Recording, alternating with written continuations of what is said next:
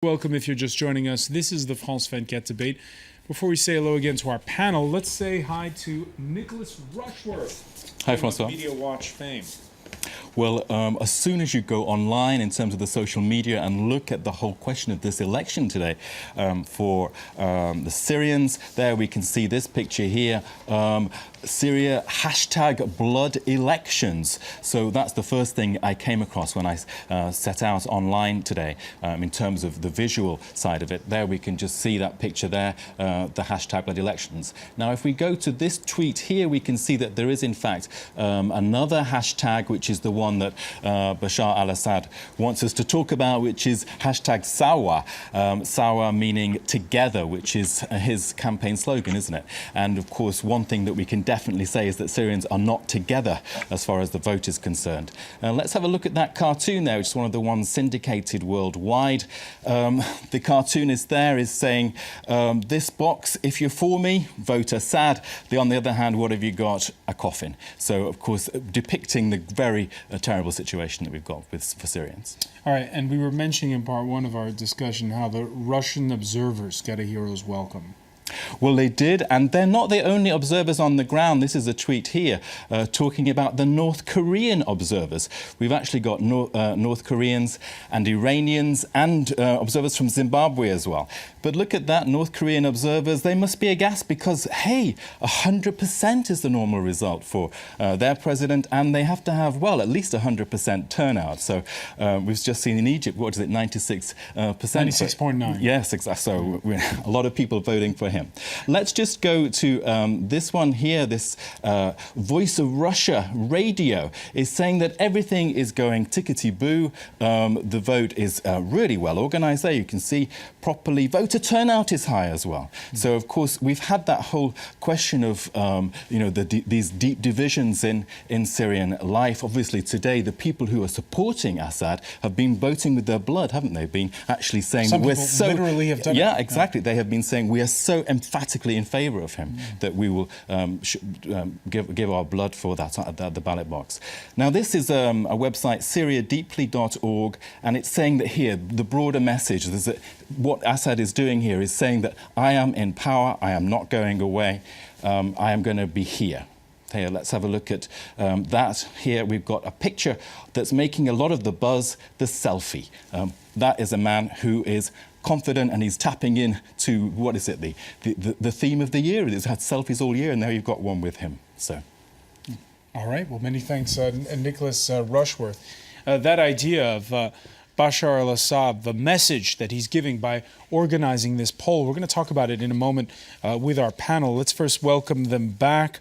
We're joined from Sydney, Australia by Mimi Allaham of the pro-Assad National Union of Syrian Students, from Limassol in Cyprus, Fahed Ibrahim Bachar of the Opposition Union of Syrian Democrats, Franco-Syrian photojournalist Amar Abed Rabo, and political scientist Julien Thoron, who teaches at the University of Versailles. Amar, I know that you're just back from the Cannes Film Festival. Syria was topical there. Yes, there was an amazing moment with the Syrian director, Osama Mohammed, who came with another Syrian director. There were two to direct a document. She was coming from Homs, straight from Homs to Cannes. And she had an amazing moment where she was totally crying because of the Cannes applause and receipt. I think it was, what, in a matter of like 48 hours, she went from being under the bombs to being on the... And she was starving there, so she was really very weak. She wasn't very... And the movie called Silver Water, unfortunately, I couldn't watch it because you were busy working. It's always busy working in Cannes. But everybody who saw the movie said it was amazing. So, Julien Thoron, I want to get your reaction there to what we just heard about the reason why this election matters to Damascus. There's organized elections because the international community said, actually, your country is a dictatorship and you're killing your own people. There won't be any elections otherwise. And actually, it's a classic trick of propaganda to say, when the international community says your country is a dictator, the dictator answers, well, actually, your democracies are worse because they are turned by medias and there's lobbies heading you and so on. And we've heard 5 minutes ago, actually, one of the most curious statements saying that actually the lobby from Israel would influence the United States to back the jihadi in Syria, meaning that indirectly Israel would back Sunni jihadi, which is actually completely weird, of course. The other thing I've heard as well. But is there not the fact that it is a way of not just cementing his power, but a way of showing the West and the outside world, look, the tide has turned in my favor on the battlefield? Well, first, jihadi have been manipulated or backed by both sides inside the civil war. I mean, that's the reason why we have Daesh, the Islamic State in Iraq and in Syria on one side, and Jabhat al-Nusra on the other one. So jihadi are actually a kind of asset that they use to promote a radical engagement inside the conflict. So actually both sides use it, but the West tries to be prudent regarding to that, and that's why the US and France and other Western countries do not give like the full technology of weapons to them, to the rebels, because they are not sure of which hand will grab them. And certainly we've seen with the headline news here, for the first time, a homegrown jihadist who'd spent more than a year in Syria is the main suspect now in that attack that took place at the Brussels Jewish Museum. There is this fear that Syria is brewing a ticking time bomb.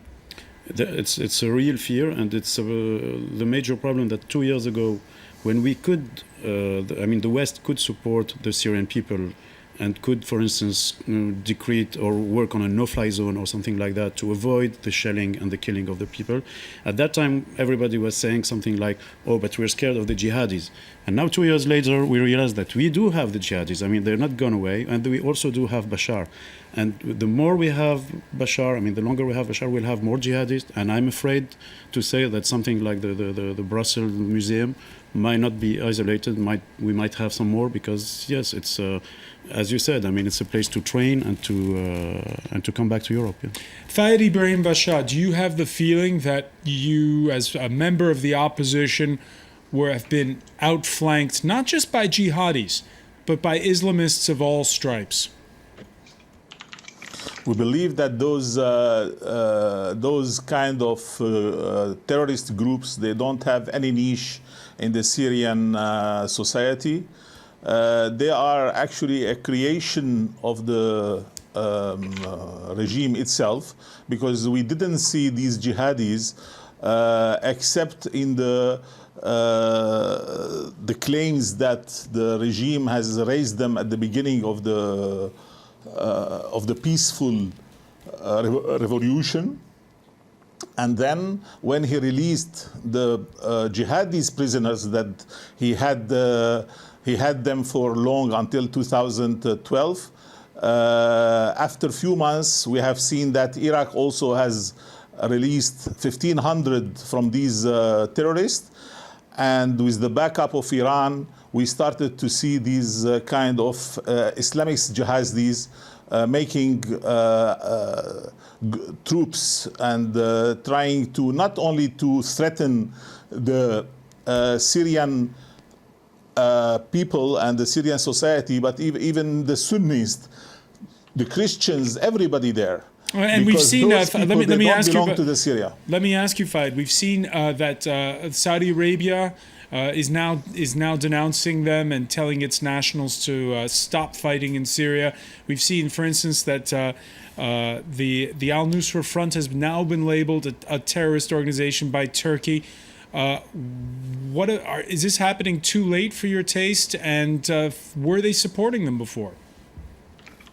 No, they never supported them. Who supported them is the regime. He withdrew his troops from the places, from the areas where the petrol, the Syrian petrol is there, allowing them to trade the petrol and refinance themselves. Of course, Qaeda sources were also financing them through Gulf, rich people from the Gulf. But just tell me if this army, the Syrian army, who was promoted for over 50 years to be a regional power, was not able to attack these kind of terrorists in very limited areas, how this power will defend Syria and the security of Syria in the future. But do you have the sense now that all this has escaped the hands of the moderates? It's not escape of hands. The moderates, they don't have the proper backup from the international powers. They say, okay, we are going to give you just arms to defend yourself. We are not allowing you to have specific arms to at least to stop the bombing or the air attacks on your people. They don't give us at least a free zone of to have our displaced people to live in peace. We have nothing except to go and have a kind of war which is not a proper war. It is a role of rebels, because it is a kind of fighting and moving from place to place, because we cannot hold territories. We don't have enough arms to hold territories. We don't have heavy arms. And this is a reason where the other parties are better armed. And it's usually when you don't have any equality in this, then it's obvious that they will have upper hands on the land. But I just tell you, once we have the proper support, when we have the proper arms, then those will immediately vanish and disappear from the Syrian map completely, because they don't have a social niche at all. All right, but let's pick up on that point. First of all, a reaction from one viewer on Facebook, and again showing that there are outside players in all of this on both sides. Hamid says, I'm an Iranian and ashamed of saying my country is standing behind someone who kills his own people. Last week, at the U.S. Military Academy's commencement address, the U.S. President Barack Obama defending his record on Syria. Here's what he had to say. As President, I made a decision that we should not put American troops into the middle of this increasingly sectarian war. And I believe that is the right decision. But that does not mean we shouldn't help the Syrian people stand up against a dictator who bombs and starves his own people. And in helping those who fight for the right of all Syrians to choose their own future, we are also pushing back against the growing number of extremists who find safe haven in the chaos. I will work with Congress to ramp up support for those in the Syrian opposition who offer the best alternative to terrorists and brutal dictators. And we will continue to coordinate with our friends and allies in Europe and the Arab world to push for a political resolution of this crisis. A political resolution to the crisis. Lots of questions when you hear Barack Obama speak. I'll put it to you first, Julien Thoron. First of all, when he talks about helping the opposition, and you just heard there Fayed Ibrahim Bashar saying, if only we had the right equipment, it would all change in a hurry. Yeah, is sending more weapons part of the solution? And that's question one. And question two, how do you get a political resolution? I think there's 2 points to see. First, we often hear that the opposition is divided.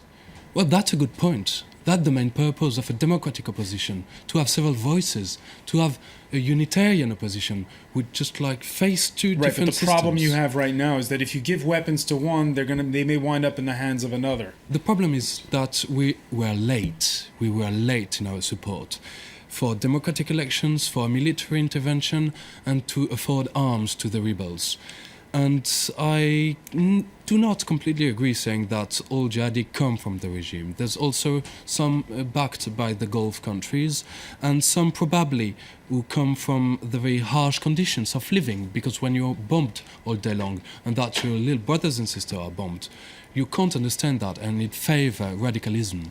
So all those topics brought actually jihadism inside Syria, even though it's traditionally not at all a radical country, of course. But the point is that who to back and what to do now? Well, it's very simple. Actually, nobody want to hear it because nobody want to proceed to that. But it's very simple. There's an international law organized around these kind of situations. And the international law says, in this kind of matter, well, actually, the international community decides to send some blue helmets over there. So you'll tell me that, yes, but the Security Council doesn't want it. And there's a possibility through the General Assembly to actually grab the right to access to a decision regarding to security and peace. So it would be possible. And that's actually what it need to be done, actually, peacekeepers in Syria. Mimi Allaham, do you agree that the solution might be at the United Nations? It's absolutely laughable to suggest peacekeepers enter Syria. First of all, because you're breaching sovereignty and it's going to be against international law. Second of all, because of the vetoes, obviously, that Russia and China will put up. Second of all, those international peacekeepers are going to be targeted from every side, including the jihadis, which you claim, someone claimed on your panel that Assad is backing. It's funny, ISIS was working alongside the moderate rebels, the FSA, in taking Manag airport in Aleppo. When they were fighting alongside each other, Assad wasn't backing them, but suddenly now Assad is behind it. If I may, during the Lebanese civil war, Syria backed international peacekeepers. There's a lot of time to talk, so it's my turn to talk now. Jamal Mar'ouf, the leader of the Syrian Revolutionary Front, who the US upholds as a great moderate rebel example, and the only perhaps moderate rebel example, told The Independent that he has no beef with Al-Qaeda. He's not fighting Al-Qaeda. It's not his problem, because he's fighting alongside Al-Qaeda, Jabhat al-Nusra, in many battles. You only need to look at it, a little bit of research to see this for yourself. You know, this is the idea that there are moderate rebels in Syria is the greatest joke of the century. If France is so convinced that the Syrian elections are illegitimate, then why do they not let the Syrian people vote in the embassy? You need to learn to respect people's sovereignty. Amar Abed-Rabo, I'm very happy to have lessons in democracy from this lady. It's great. All right, but let me ask you: when last time you were in Syria and you witnessed the fighting firsthand, what kind of people were out there? To be honest, the Free Army has weapons Kalashnikov that are sometimes 30 or 40 years old. They have, you take 10 people, you have 10 different uniforms. They are, I mean, it's not at all what we hear from here and there that they've been equipped by the Americans or by the Saudis or by I don't know who. And when you hear Barack Obama there talk about, yes, when you hear Barack Obama talking about pledging more aid to the rebels, do you believe him? Unfortunately, I believe what I see. I didn't see anything. I hear a lot of things, but I didn't see anything. That is the main problem of the relation between the West and Syria. For the last 3 years, the same message that was sent to Bashar is go on. And could part of the reason why you don't believe Barack Obama be that right now we're in a situation where it's so volatile, it's so unclear who would fill the power vacuum in Damascus, that for now people in the West prefer the devil they know to the devil they don't know? Yes, but the more they wait, the more it's totally uncontrollable. There's not one devil, there will be 2, 3, 10. That's a very tough situation. As I told you, if there is a clear message saying to Bashar, stop, he will then maybe consider talking with his own people. As long as we say, go on, you can kill them, you can do whatever you want, we will shout, we will complain, we will protest, but we won't do anything really bad for you. So then why should he stop? At one point, I believe the first one to use the expression was Hillary Clinton, talking about regime change in Damascus. Fahed Ibrahim Bashar. We're not hearing that so loudly anymore. Well, we have heard a lot from Mrs. Clinton and President Obama. We have seen red lines that has been designed, but every time But do you concede that in Western capitals there's a genuine fear that if Assad goes, there could be even more chaos? No, actually, this fear has been created and promoted by propaganda of Assad regime himself. As I said before, he tried to create this scenario from the beginning of the revolution, when the revolution was simply very peaceful. And then he did all his best to prove to the world that that his allegations are true, and he created different kind of jihadists and etc. to show that the only solution for the future is his regime. I can only tell you that the jihadists, they fight in the name of Allah or whatever. We have heard some slogans of Bashar's fans today saying Allah, Bashar, and Syria. Is this not a jihadist slogan as well? When they put God and then Bashar and then Syria. When they said Bashar forever or we burn the country. What means this? This does mean at all simply that there are more jihadists and more radicalists than anybody else. Now, what we want from the West, what we want from the world, is not just words. We don't want them to say, yes, we are supporting the opposition. We want actions. They have not only from the humanitarian point of view to stop this massacres that is going every day, every night. 1 million of children has been killed so far, or tortured, or has been displaced. These people, plus the other millions of women raped, everything what has happened is really shame for the international community to leave this to happen and continue to happen. Let me bring in then Mimi Al-Laham on that and just get your reaction. You know, I think the fact that the U.S. hasn't done anything is because there are limitations to what was available for them to do. Syria is not a weak country, and the U.S. is used to only attacking weak countries like Iraq and Afghanistan. The main objective in the U.S. had for Syria was to disarm Syria of chemical weapons. They've been talking about chemical weapons since before they were used in 2012, and they've been talking about them since 2003 when they asked both Assad and Gaddafi to disarm. Gaddafi agreed to disarm. Assad did not. And as we saw what history showed, the U.S. found it in its power to invade and attack Libya.